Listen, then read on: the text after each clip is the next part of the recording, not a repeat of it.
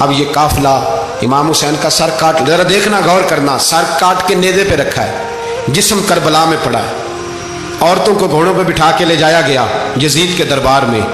یزید پہلے عبید اللہ ابن زیاد نے بدتمیزی کی، پھر یزید نے کی۔ سعودی عرب کا ایک مولوی بول رہا تھا، سعودی عرب کا، ان سے بھی بڑا عشق ہے، جس نے تقریر سننی ہو میرے پاس ہے۔ ہمیں لوگ مشورے دیتے ہیں کہ جو یزید کو اچھا کہے اور حسین کو باغی کہے اس کو ہم امام مان لیں، اس بے شرم بے حیا کو جو نبی پاک کے گھرانے کے بارے میں بکے اسے امام۔ سعودی عرب میں مسجد نبی میں درس دینے والا جس نے تقریر سننی ہو میرے پاس ہے، وہ کہتا ہے یزید تو بڑا اچھا آدمی تھا، اس نے تو بڑی خدمت کی، تو میں نے اسے کہا رشتہ داری کر لیا یزید کے ساتھ، قریب ہو جا۔ شرم نہیں آتی؟ آج بھی نبی پاک کا دل دکھاتے ہو، حیا نہیں آتی، خیال نہیں آتا؟ اور لوگ گھر میں بیٹھ کے باتیں کرتے ہیں، کہتے ہیں جی جو بیت اللہ میں ہو وہ بھی برا ہو سکتا ہے۔ بیت اللہ میں تو 360 بت بھی تھے، وہ اچھے تھے۔ مدینے میں تو 360 منافق بھی رہے، پوری سورہ منافقون نازل ہوئی، وہ اچھے تھے۔ عجیب تماشا بنا دیا لوگوں نے مذہب کا۔ کہتا ہے یزید نے تو بڑی خدمت، تو عبید اللہ ابن زیاد نے قتل کیا۔ بے شرمو، اگر عبید اللہ ابن زیاد نے بھی قتل کیا تھا تو حکومت کس کی تھی؟ تو پھر یزید نے عبید اللہ ابن زیاد کو سزا کیوں نہیں دی، بلکہ ایک جگہ 2 گورنریاں دی اس کو؟ یہ حال کیا۔ بلکہ سنو کہ یزید چھڑیاں مار رہا تھا، چھڑیاں امام حسین کے لبوں پہ، تو نعمان بن بشیر صحابی تھے، بول پڑے، کہنے لگے یزید بدبخت، ہاتھ پیچھے اٹھا، مجھے اللہ کی عزت کی قسم میں نے سینکڑوں بار نبی پاک کو ان ہونٹوں کو چومتے دیکھا ہے۔ حضرت جناب زینب عورتوں کے مجمع میں پیچھے ہو کے بیٹھی ہیں، یزید کے پاس جب پہنچا لشکر تو یزید کہنے لگا دیکھو اللہ نے مجھے عزت دی اور میرے مخالفوں کا کیا حال ہوا۔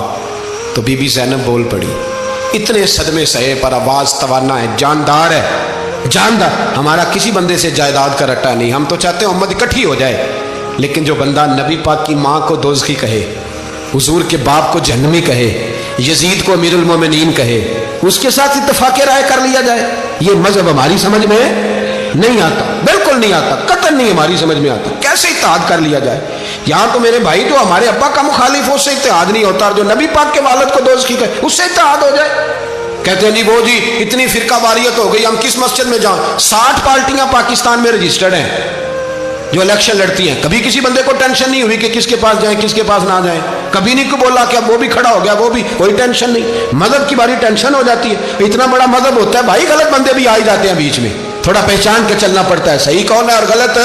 اور یہی تو ہمیں امام حسین نے بتایا ہے کہ مذہب کے اندر ہی تم نے شناخت کرنی ہے کہ بندہ ٹھیک کون ہے اور بندہ غلط ہے۔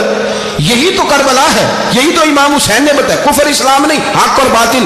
تو سمجھیے گا حضرت سیدہ زینب نے جب سنا نا کہ یہ کہہ رہا ہے کہ مجھے اللہ نے عزت دی، تو جناب زینب بولی، نعمان بن بشیر کہتے ہیں بی بی بولی، اتنے صدمے ہیں پر جناب زینب بولی اللہ اکبر، اس انداز میں بولی کہ پہلے قرآن مجید کی آیت پڑھی، کہنے لگی وَتُعِزُّ مَن تَشَاءُ وَتُذِلُّ مَن تَشَاءُ بِيَدِكَ الْخَيْرُ إِنَّكَ عَلَىٰ كُلِّ شَيْءٍ قَدِيرٌ۔ اور پھر کہنے لگی یزید تو بکتا ہے، کہتا ہے کہ تو عزت والا ہو گیا، یہ تیری حکومت ہے، 4 دن گزرنے دے، تجھ پہ کوئی لعنت بھی نہیں برسائے گا، اور میرے بھائی کا قیامت تک ممبروں میں اور خطبوں میں ذکر ہوا کرے گا، وقت گزرنے دے۔ جب جناب بی بی زینب بول رہی تھی تو حضور کے نابینا صحابی پاس بیٹھے تھے، جناب نعمان بن بشیر کا ہاتھ ہلایا، ہلا کے کہنے لگے کیا علی آ گئے؟ تو علی کی آواز لگتی ہے، جبریل امی بول رہے ہوں جیسے، حکمت کے گوہر رول رہے ہوں جیسے، دربار دمشق میں بی بی زینب کا خطاب، منبر پہ علی بول رہے ہوں جیسے۔ میرے بھائی بس کربلا والا قافلہ تو مدینے پہنچ گیا، 3 سال یزید نے حکومت کی، شرابیں عام ہو گئی، مکے پہ حملہ ہوا، خانہ کعبہ کا غلاف جلا، مدینے پہ اس نے حملہ کیا، 3 دن مسجد نبوی میں اس نے گھوڑے باندھے، مسجد نبوی میں صحابہ کو نکال کے اپنا اس نے امام مقرر کیا، لیکن پھر امت نے اسے قبول نہ کیا، پھر وہ رسوا ہوا اور آج تک وہ رسوا ہے۔ لیکن امام حسین کا نام کل بھی زندہ تھا اور آج بھی۔ درس یہ ہے، پیغام یہ ہے، پیغام یہ ہے، یاد رکھو موت تیزی سے آ رہی ہے، ہمارے ساتھ والے دائیں بائیں والے سب چلے گئے، اسی طرح نمبر لگے گا، ایک دن اعلان ہوگا۔ ضمیر کے قیدی بن کے زندگی نہ گزارو، بالکل نہ گزارو، یہ تھوڑی سی زندگی ہے دنیا سجن المومن۔ حق بات کرو، حق پہ ڈٹنا سیکھو، دین سمجھو، خبردار رسول پاک صلی اللہ علیہ وسلم کے دین میں ظالم، جابر، فاسق، فاجر کی کوئی گنجائش قطع نہیں ہے۔ اپنے آپ کو سمیٹو، اپنے آپ کو سنبھالو، دین میں اپنا کردار ادا کرنے کی کوشش کرو. دین طلب کرتا ہے ہم سے کہ ہم نے دین کو کیا دیا ہے. امام حسین نے سارا گھرانہ دین کے لیے دے دیا. ہمارا جو بچہ کسی کام کا نہیں رہتا اسے مدرسے داخل کراتے. ہم نے دین اتنا کمزور کر دیا ہے کہ عالم اگر شور نہ کرے، عالم اگر شور نہ کرے، زور نہ کرے، گھٹن والا ماحول ہو گیا. مذہب کی پوزیشن کمزور کر دی. اب جہاں تک اس بات کا تعلق ہے جی فرقے ہو گئے، تو میرے بھائی یہ کوئی اتنی خطرناک بات ہے، یہ کوئی اتنا مشکل معاملہ نہیں ہے. یہ تو امام حسین نے بتا دیا تھا کہ یزید کے طور پر ایک غلط فرقہ کھڑا ہو گیا ہے، لہذا اس کا مقابلہ کرنا ہے. اس میں کوئی بری بات ہے؟ لیکن ایک سبق ہے بزرگوں کا کہ اگر سچی بات بھی نہیں کرنی تو پھر اس منبر کا حق ادا نہیں ہوتا.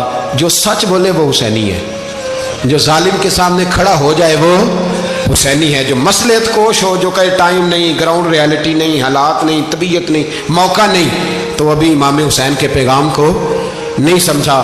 میں بہت سارے بزرگوں کا نام اس لیے نہیں لیتا کہ لوگ ایسے نہ کہیں کہ کسی کا نام کیش کرایا جا رہا ہے، لیکن میں نے سارے مناقب پڑھے ہیں.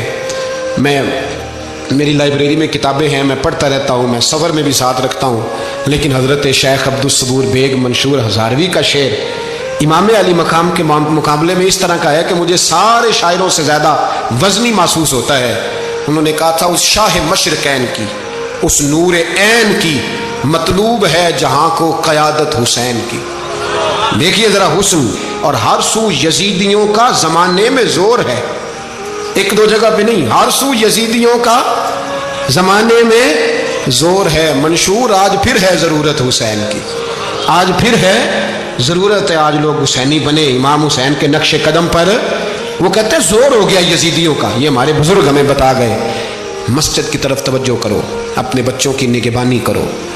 دنیا کی زندگی اتنی مختصر ہے کہ ایک خواب لگے گا جب ہم جائیں گے دنیا. ایک خواب لگے گا، خواب تھا جو کچھ کے دیکھا، جو سنا افسانہ تھا. اہل بیت نبوت کا اسوہ عبادت ہے، ریاضت ہے، پردہ ہے، پرہیزگاری ہے. اس پر توجہ کریں. جن کی بچیاں سر نہیں ڈھانپتی وہ 10 محرم کو بے شک دیگ نہ پکایا کریں. جو لوگ قرآن شریف پڑھنے کے عادی نہیں وہ بلا بے شک امام علی مقام کا ذکر نہ کریں، اس لیے کہ امام حسین نے سر سجدے میں کٹایا ہے اور تلاوت نیزے کی نوک پہ بھی جاری رکھی ہے. دین کے ساتھ اپنے آپ کو جوڑو، دیندار بنو، رسول اللہ کی غلامی اختیار کرو، ورنہ یہ زندگی کچھ ایسا وقت بھی لاتی ہے کہ جب زندگی بوجھ بن جاتی ہے.